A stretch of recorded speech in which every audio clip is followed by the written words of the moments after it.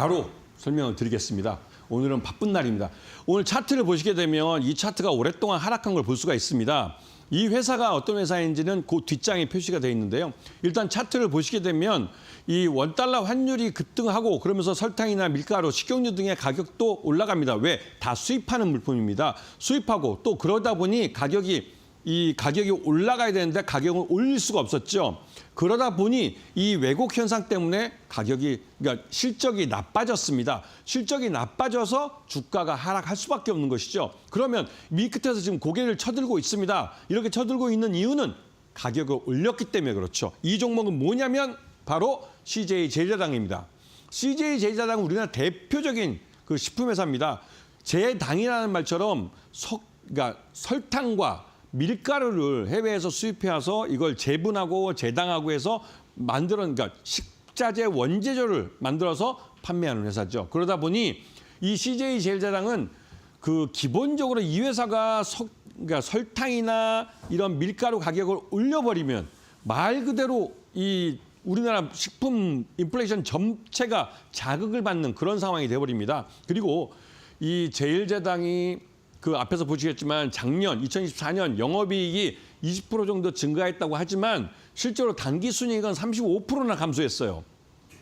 이렇게 된 이유는 CJ제일당이 미국의 식품회사를 인수하면서 많은 돈을 차입을 통해서 인수를 했습니다. 그러다 보니 거기에 들어간 이자 비용이나 이런 것 때문에 실적이 줄을 수밖에 없는 것이죠. 그리고 무엇보다도 CJ제일당이 그 실적이 안 좋았던 이유는 이 가격을 원래 인플레이션 때문에도 올렸어야 될 타이밍에 못 올렸습니다. 그때 뭐 여러 가지 이유가 있었겠지만 정부가 인위적으로 시장에 개입을 해서 가격 왜곡을 가져온 것이죠. 그러다 보니 이번 달 3월 달에 CJ제당은 대형마트에 납품하는 대표적인 스팸 가격을 올렸습니다. 그리고 비비고 만두라는 여러분 이름을 들어보셨는데 그 브랜드로 만드는 이 만두 가격도 올렸습니다. 그러다 보니 이런 한 몇십 개의 이 상품들이 한꺼번에 다 가격이 오르다 보니 CJ제자당은 반드시 실적이 좋아질 수밖에 없습니다.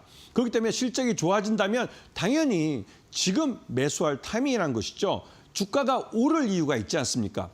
항상 여러분한테 말씀드리지만 차트를 보고 설명할 때는 이거는 과거에 일어난 일들을 갖고 설명을 드리는 거지만 실제로 주가가 움직이는 독인이 무엇인지 알고 투자하시면 훨씬 더 두 다리 쭉 뻗고 이제 그 시장에 어떤 변동이 있을 때 버틸 수가 있는 것이죠. 그런 의미에서 CJ제일당 매수가 25만 원, 손절가는 24만 원에 목표가는 52만 원 길게 보고 보시는데 이게 한번 가격을 올려버리면 그 가격이 다시 변동되기 전까지 계속 적용이 되기 때문에 기업 실적이 계속 밀어 올려집니다. 그 의미에서 CJ제당은 좀 길게 보실수록 수익이 더 늘어나는 회사가 될 겁니다. 자, 두 번째 종목 들어가겠습니다.